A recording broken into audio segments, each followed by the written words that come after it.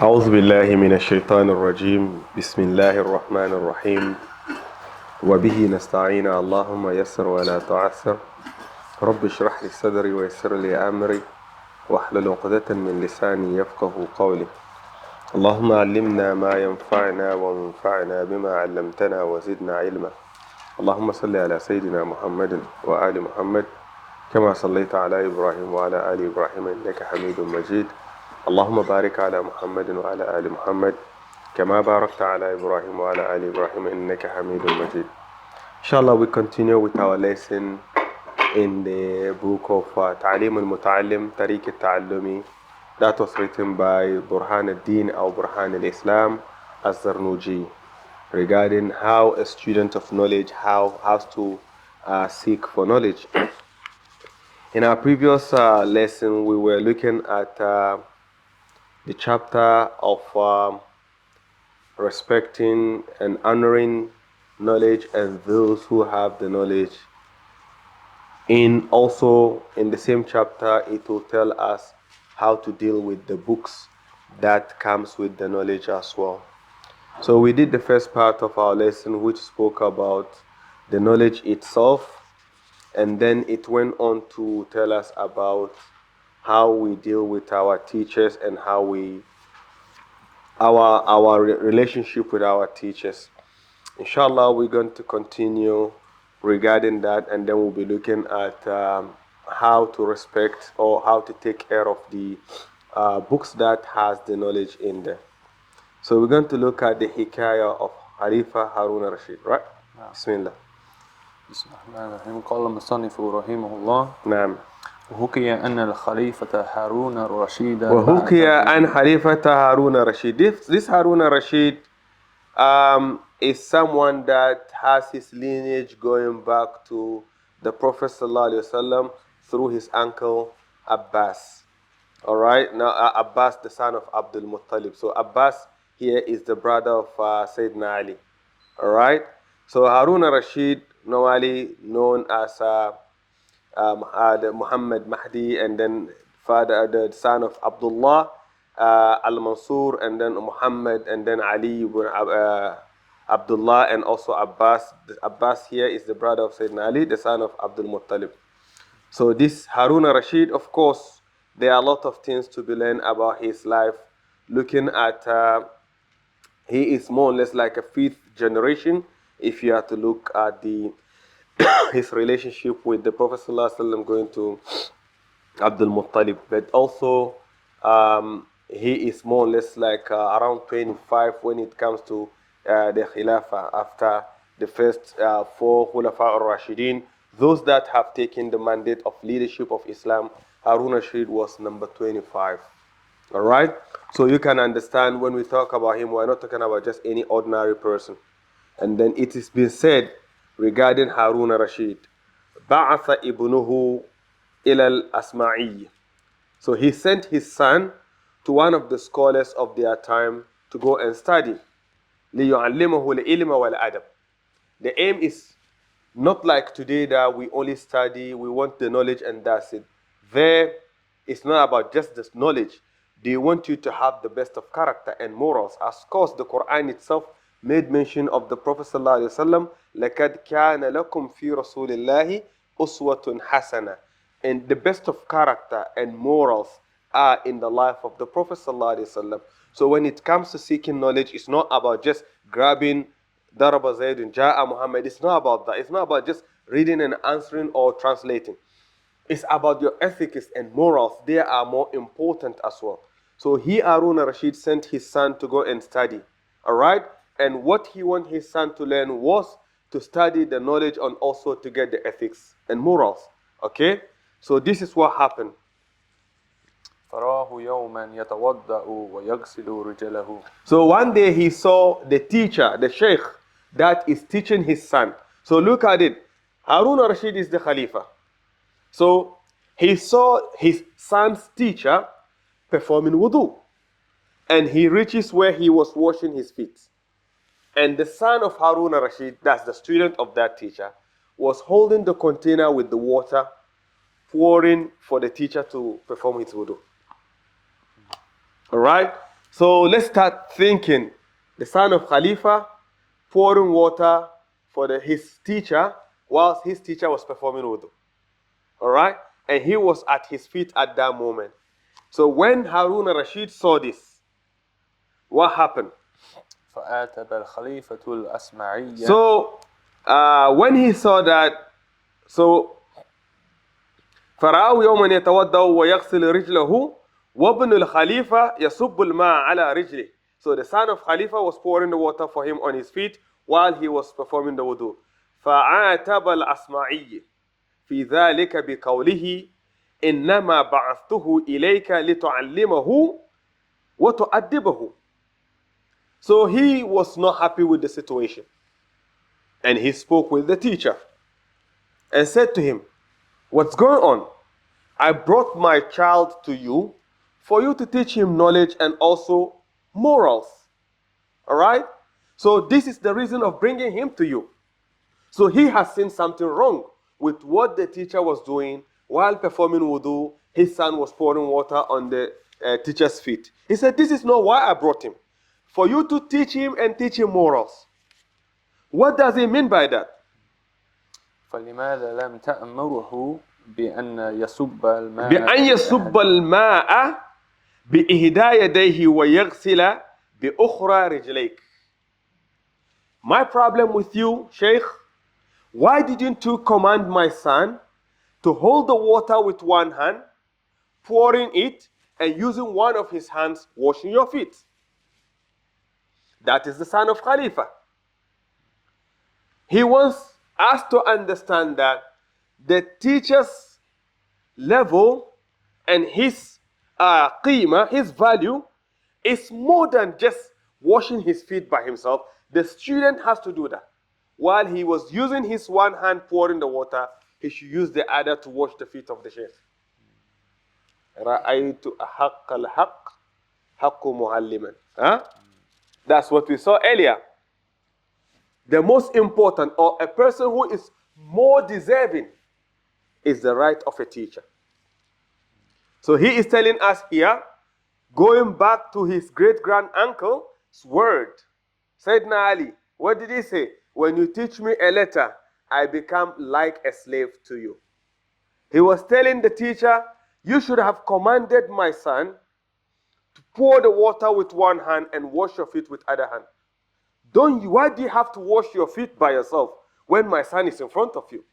He is supposed to do that. So these are how far the scholars of the past have gone, where they are respectful and the parents of the students are also in the same. That is why you can still hear their names till today.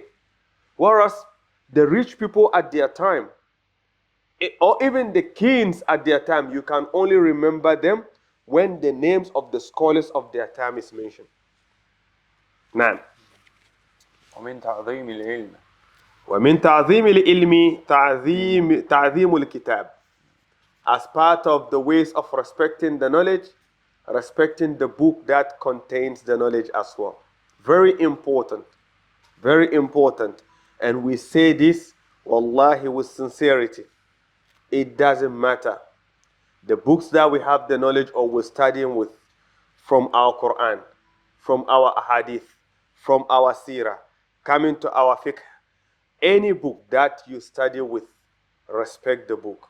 Keep the book in a respectable place. Don't chuck the book anywhere. Don't throw the book anywhere. Because وَمِن تَعْظِيمِ الْإِلْمِ تَعْظِيمُ الْكُتُبِ أو كتاب. Respecting the book that has the knowledge. نعم.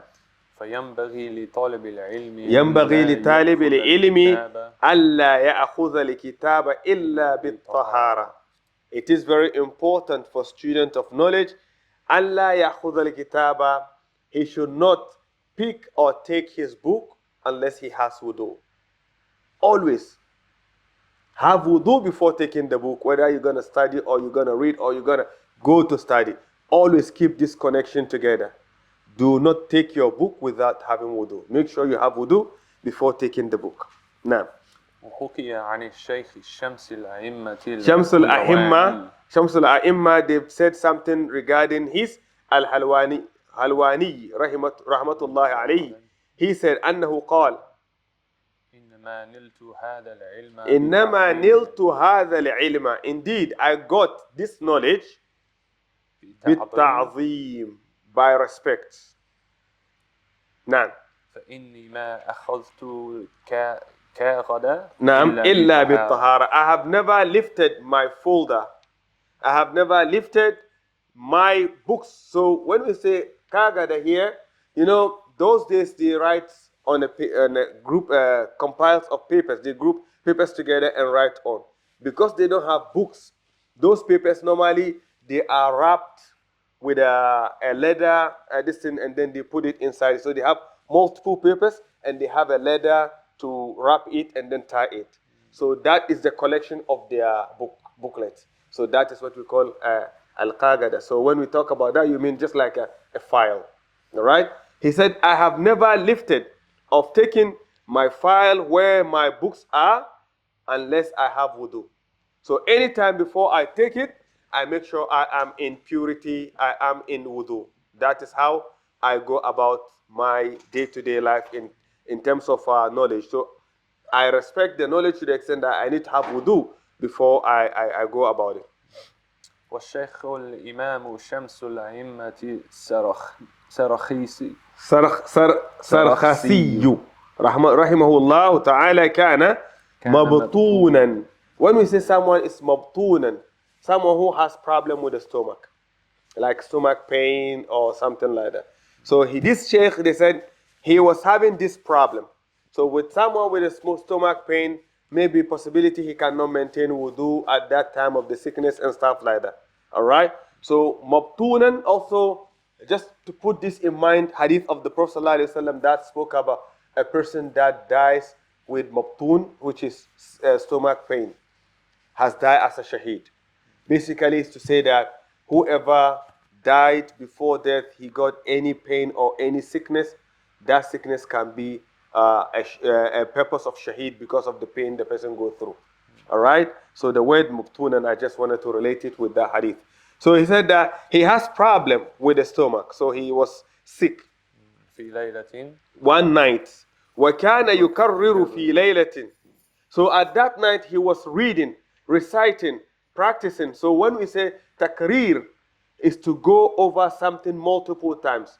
So he was practicing or reading or studying, okay, that night when he had the stomach pain. Okay? فَتَوَضَّأُ فِي تِلْكَ اللَّيْلَةِ 17 مرة. Because of his problem, he kept going on to perform wudu up to 17 times that night. Because of the problem he's facing with the stomach pain, he has to keep repeating wudu. And the only reason why he wants to perform the wudu is because he is reading. And he cannot read or he cannot practice his studies without having wudu. So he kept going forward and backwards with the wudu for 17 times that night. Now, لأنه كان لا يكرر إلا بطهارة. because he cannot go back in his reciting or reading إلا بالطهارة unless he has wudu, because that is his way of life. Anytime he takes the book to study, he needs to have wudu. And because he has that problem, he has no choice. Okay, the moment the wudu spoiled, he has to go back. And he kept going back for 17 times that night. نعم. وهذا لأن العلم نور والوضوء نور.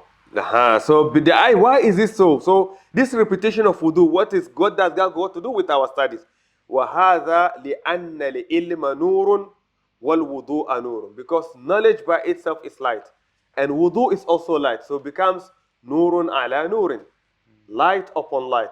And we spoke about this some time back. I can remember someone was able to confirm that. When we said that you want to try regarding the hadith of the Prophet ﷺ that said, at-tahara, cleanliness is shatrul iman. All right? And I said that if you want to try this, have a shower, get clean clothing from your undies going to your pants and top and everything, and stand up in prayer. You feel the feelings are totally different. And alhamdulillah, we got confirmation for more than 6 people came to me and said, wallahi, when they tried it, when they stood in prayer, they felt totally different. These are the sayings of the Prophet sallallahu alaihi wasallam. Okay? So when you are clean, by itself, your iman becomes something else. So imagine this aspect of cleanliness and also studying. Okay, so the knowledge by itself is nurun, and also not only the knowledge, the wudu is also nur. So nurun ala nur, light upon light. That is why sometimes it's encouraged. It's not always when you lose your wudu before you do it again. You can have wudu and decide that I've been here with wudu since, let's say, Maghrib. For that matter, it's almost Isha. Let me jaddid, let me make another wudu on top of that. That is nurun ala nur. As long as it's not wasting of water, then it is okay. نعم. فيزداد نور العلم به. So because of the knowledge is light and also the wudu is light, نور على نور, he said فيزداد نور العلم أو نور العلم به. So then the knowledge of the light of the knowledge is added on the light of his wudu. So that becomes easier and also makes it easier for his studies. وَمِنَ التَّعْظِيمِ الْوَاجِبِ, as part of the things that it's compulsory for a student of knowledge, للعالم أن لا يمد رجل إلى الكتاب. أَلَّا يَمُدَّ رِجْلَهُ إِلَى الْكِتَابِ, not to stretch your feet to the book. So the book is here on the floor and you sit and stretch your feet facing the book. Don't do that. Even some scholars discourage when you are sitting in the masjid, don't sit and stretch your feet like that facing the Qibla. All right? It's all part of respect. There's nothing that says it's wrong. It's just that don't do that as part of respect, because your feet is where is the bottom part of you, which is the most, well, I don't want to say the worst part of you, but of course, if you are looking at which part of you, if someone is going to punch, you're going to cover, is your face. All right? So that is more or less the most important part, as one will always try to cover, not to be hit. But maybe your feet, you will not care that much. All right? So the face is what you what? Make sujood to Allah subhanahu wa ta'ala. So do not use your feet, especially underneath your feet, facing the Qibla. So the same thing as part of respect of knowledge, do not sit down and stretch your feet facing the book of knowledge. Don't do that. ويضع كتاب التفسير فوق سائر. And when you are to put books on books, generally it's discouraged to put books on books, especially when you go to study. Do not put one book on the other studying when you're going to study with the other one as well. All right? But when you are to put books on books, then the kitab al-tafsir, which means Quran and tafsir, should be on top of any other book. Don't put any book on top of them. All right? وَيَدَعُ كُتُبُ التَّفْسِيرِ فَوْقَ سَائِرِ الْكُتُبِ تَعْظِيمًا. So you put the kitab al-tafsir, the book of tafsir, on top of any other book as part of respect for the Quranic verses. وَلَا يَدَعُ عَلَى الْكِتَابُ شَيْئًا آخَرَ. Apart from that, books on books, which is okay, don't put anything else on the book. Anything else out of respect. So in other words, in our time today, do not even put your mobile phone on the book when you are studying in it, out of respect. Don't do that. Don't put your keys on the book out of respect. Not because it's haram, but just because you want ta'zim al-ilm, as part of respect of the knowledge, you don't want to put anything on top. Long time ago, the Ottomans, they have a system. Up till now, it becomes like a culture. When there is a Quran in the room, and they are in that room, when they go out, they walk backwards. They don't want to give the book behind them. So they have to turn and walk backwards out of respect of the book or out of respect of the Quran. And it became like a culture, all right? So this is just a system that they adapted as part of respect. They don't want to do that. As I made mention, not because it's haram, it's just part of what? Ta'zim al-ilmi, respecting the knowledge. So you want to minimize things that you feel like it's disrespectful. Now. وكان أستاذنا الشيخ برهان الدين رحمه الله. So Shaykh al-Burhan al-Din, we're talking about Az-Zarnuji. He said, يحكي عن الشيخ من المشايخ. He was narrating about one sheikh among some scholars of the past. أن فقيها كان أن وضع فقيها, that one scholar of jurisprudence, كان وضع محبرتان على الكتاب. he was sitting there and he left an ink, because they write with ink, they dip the pen in the ink and write. So what he did was, he might have finished writing or whatever, he was just sitting there, but then the ink with the bottle of the ink was left on the book. He left the ink on the book. This simple thing, right? There's nothing extraordinary about that. Just the ink that he was writing with, he left it on the book. Okay? فَقَالَ لَهُ بِالْفَارِسِيَّةِ, and he was told in the language of Faris, Birniabi. Birniabi basically to say someone is foolish. Like to say, what? Are you an apple? Alright? So the kalima Birniabi is just like saying tufaha, apple. Okay? Are you an apple? Which means, are you in your mind? What did you do? This is a scholar. But for him to just leave the ink on the book, they feel like it's a big thing. Are you really in your mind? Will you do this? All right? So that is to tell you how they, in those days, out of respect of knowledge, small things like this, they complain. Now, وكان أستاذنا القاضي الإمام الأجل فخر الدين المعروف بقاضي خان رحمه الله. So this is one of their scholars of the past as well. He used to say, يقول إن لم يرد بذلك استخفافا فلا بأس به. So he was able to more or less moderate this sort of exaggeration of don't put anything on the books.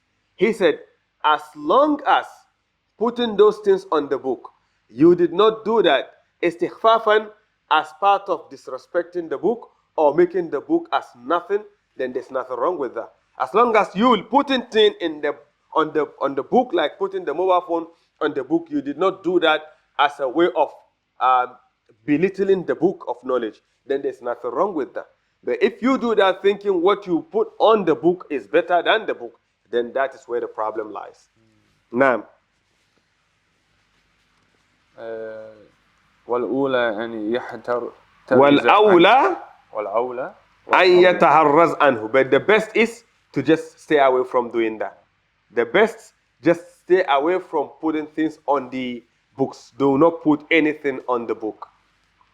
ومن التعظيم أن يجود كتابة الكتاب. Now, so another important part of تعظيم العلم, respecting knowledge, is where am I looking at?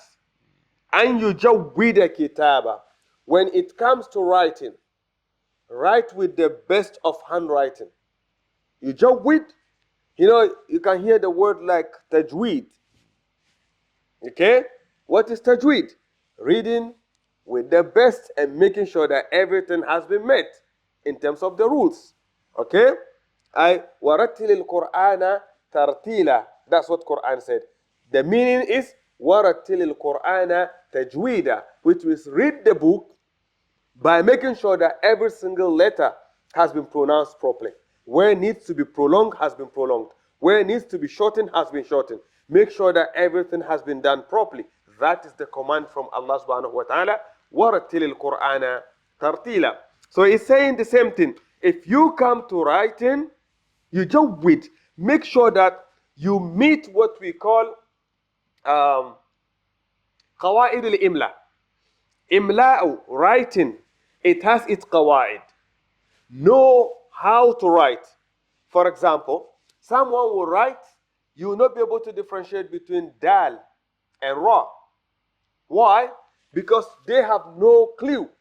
If there is a line, which of the letters has to go underneath the line, which of the letters have to be on the line. Some people cannot write, or they cannot differentiate between the letter qaf and fa. Even in the writing, apart from when they come join in a same line, if you are writing them by themselves, they are total different letters altogether. Qaf is written like a circle going down the line and coming back. Fa is only on top of the line. It does not go under the line. All right? So when you are writing, you need to make sure that you meet the qawaid al-imla. so that the writing is very clear and neat for it to be seen. Don't just scribble. Write so that it's so as part of respect, make sure that you write neatly that can be identified or be able to see. So he said, as part of the condition of respecting knowledge, أن يجود كتابة. When it comes to writing, يجود, he should write it in the best form. ولا يقرمط. ولا يقرمط. Do not يقرمط here, scribble. Don't just do anything anyhow. You are not a doctor. Huh? Just write anything out and said, I know what I wrote. No, it's not about you. When you are writing, make sure you write clear. Everything should be done properly, especially when you are studying. You want to make notes, make sure you do it properly. Now, this is going to tell us why. ويترك الحاشية إلا عند الضرورة. Al-Hashiyah, the margin in the book. So when you get your book, the writing is in the middle. There is a margin. We spoke about this some time back, right? It is very important to acknowledge your margin has a purpose. So leave that margin for the rule. For some sort of this thing, you come to a point where you have some words, you have no choice. You want to make sure you jot it. Sometimes, oh, I'll get it. When I go home, when you go home to practice, you forgot. All right? Yes, you might have a book that you take notes. That's fine. But make sure that some things, you need to jot it in the book so that you can always refer. For example, we just talked about the word birniabi. It's not Arabic word. It's Farisi. Okay? Literal meaning basically means tufaha, apple. Apple is not a word in this context of someone put an ink on the book and you said, are you an apple? All right? But the idea behind it is to say, are you stupid? Are you in your mind? Why will you leave this thing on the book? Well, you have multiple evidence to prove that it's wrong. Number one, you write on those papers with the ink. What if you accidentally hit the ink and then it went through the writing? You know? So it's not just about, it's just ink and I just put it's in the container. There are some accidents are very expensive because of what? Negligence, what it will lead to. Okay? So using the word birniabi, not only because it's just saying, are you an apple? It has a literal meaning, what it really means behind it. So when you get this word and you don't jot it down, not only birniabi being a Farsi word. If you meet people that are speaking Faris, but they are not well versed in it in terms of they can read and write and they have gone through the books of the past that were written in Farsi, they will not be able to understand this because it's not a common phrase today. Okay? So you cannot go about looking for a Farsi person and ask, what does this mean? It's not a common word today. All right? So the same thing applies to something like this. You don't just say, I have a note. You need to make sure you write something that you will also have it as a trigger point to remember the story behind it or the meaning that comes with it. So it says that leave the hashia, leave the margin for a purpose. It has a reason. Okay? Not only the books that has the knowledge. Even if you have an exercise book that you take notes, make sure you leave margin. Both the side, top, and the bottom. Don't start writing straight away at the edge of the book. Why is it so? What if it rips? At least when you start writing in the middle a bit, when it ripped, before it reached there, at least you'll be able to know what's going on. And if you're going to tape it, you tape it. So it is very important to take this into consideration. Now, وروى أبو حنيفة رحمه الله. Abu Hanifa, it's been said by Abu Hanifa. كاتبا يكرمت في الكتابة. So first of all, we're looking at وراء أبو حنيفة رحمه الله تعالى كاتبا. Abu Hanifa, he saw someone writing يقرمط, and he is just scribbling. He is not writing clearly. And what did he tell him? في الكتابة, in his writing. فقال, he said to him, لا تقرمط أو لما تقرمط خطك, in some writing. You said لا تقرمط, okay? I said لما تقرمط خطك. Why are you scribbling your writing? لا تقرمط also, do not scribble. Okay? Why are you scribbling your handwriting?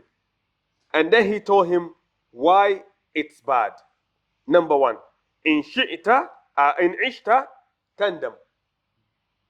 In ishta, tandam. When you live long, you will regret. Who can have an idea why will you regret? When you scribble. Yeah. Yes. Not only that. Not only you will not understand what you wrote. When you live long, maybe today you're young, you get a beautiful eyesight. By the time you get old, you cannot just read. Your eyes get weaker, the sight get weaker. So you scribble, now you're going to struggle. So he said to him, in ishta tandam, if you live long, you will regret what you did today. So that is one reason why when we are taking notes, we should do it properly. All right. That is number one. Number two, وَإِن مُتَّ tushtam. Why? If you die, you will be cursed. Why so? Because you left the book for someone to inherit. But they don't know what you've written. All right? They don't know what you've written. So what they would just say bad words about you. What's the point of writing anyway? You know? We have books that we were using when we were studying, and then you see some of your, like for some of us, our grandparents, some of their books. When you go through that, you see they've jotted some words here and there. The words they've written, Arabic words or Arabic letters, but it was in our language. All right? So you need to go forward and backwards and try to make sense with that word. Then you come, you connect it with Arabic word. Oh, okay, that's what it meant. You know? So at the end of the day, they wrote in a way that you can read. So straight away you get the word in your language, which makes you or connect with the lesson better for you as a student of knowledge anyway. So he said that do not scribble, because when you live long, you will regret, or if you die, you will be cursed, because those that are going to inherit the book will not have good things to say about you, because yes, you've written something, but what was it? I remember one of the books that I have in the office, one of the old books.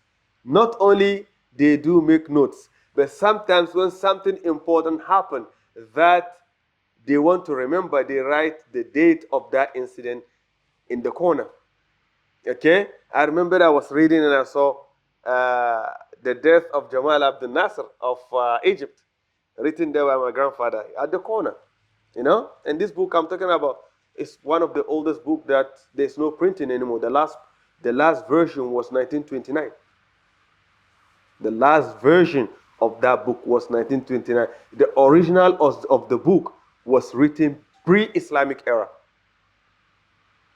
before Islam, in terms of the content. But the last version was written 1929. Up till now, if you see any, it's just those old ones that they put it, like scanned it and reprint. But there's no any printing. No any version like new printing that you can see like these books, they retype it and print. No, you don't have it. Now, يعني إذا شخت وضعف نور بصرك. yeah, so Yani, what he meant by if you live long, you will regret, and if you die, you will be cursed. What he meant by that is إذا شخت, if you become old, وضعف بصرك, and your sight got weakened, ندمت على ذلك, you will what regret about your scribbling. So you need to write, or you do what our engineer boss is doing, always on his iPad, unless there is no way to upgrade. That's where people will understand technology cannot take you far. نعم. وحكي عن الشيخ الإمام مجد الدين مجد الدين, it has been said about him, سرجكي, أنه قال, he said, أنه قال ما قرمطن ما قرمطنا إلا ندمنا. We have not scribbled until we regret. ومن تخب ومن تخبنا إلا ندمنا. انتخاب here also is to say that just to rush on doing things unless we regret. وما لم نقابل ندمنا. Sometimes decision that we decide we withdraw or we did not go further to do something, we end up regretting that. So we need to be very careful. Things that we do in our life, whatever decision that you take, be mindful of not being part of what is good, because later you regret. And that, of course, even the Prophet ﷺ said, on the day of Qiyamah, anyone that comes on the day of Qiyamah will regret. Everyone will regret. Those that are going to Jannah will regret. They will wish they could have done more. Those that people have cheated, taken advantage of in this dunya, they will wish they did more to them so that they can claim more on that day. And those that have not taken advantage of their life to do good, they will regret and they will wish they could have done something good for themselves. So everyone will regret on that day. That is why even the prophets of Allah on the day of Qiyamah, when they are resurrected, the fear of that day, they forget they were prophets. They will forget totally they were prophets. Until they later remember, at the end of the day, I am Adam. All right? Look at the hadith of the Prophet ﷺ that spoke about that. He said on the day of Qiyamah, people got tired waiting for judgment, right? And then they come to Adam. Adam, you are father of Bashar, Abul Bashar. Go speak to Allah so that judgment will start. Adam alayhi salam said, no. I cannot meet Allah today. I disobeyed Allah. Not to get closer. La takraba hadhihi shajara. With myself and my wife who got closer to the tree. I cannot do that. I don't want Allah to ask me this question today. Look at the Quran. Allah subhanahu wa ta'ala said, وَأَلَّمَ آدَمَ الْأَسْمَاءَ. Right?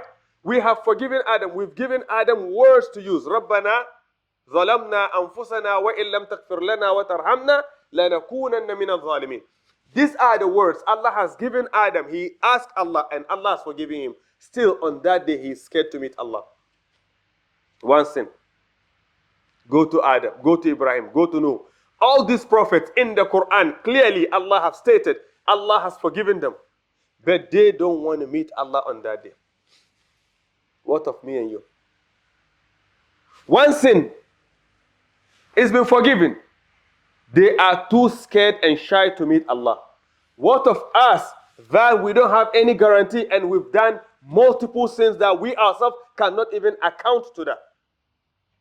How comfortable will you be on that day?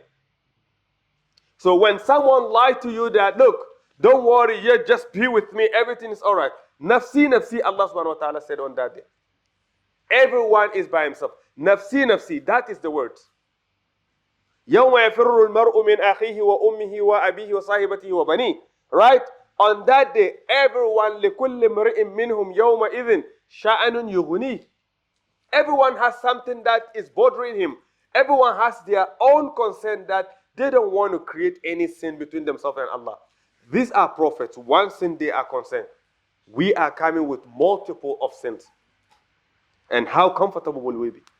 So if someone is lying to you saying that, don't worry, if you are with me, you are safe, that person himself is not safe. He is not safe. How can he just guarantee yours? No. Allah subhanahu wa ta'ala, of course, it will reach a stage where people will be proud. Yes, that's the same day on the day of Qiyamah. But that will come later. When people will be looking for friends. Ha ummu qara'u kitabiyah. Come and read my book. A person will only do that when they have confidence.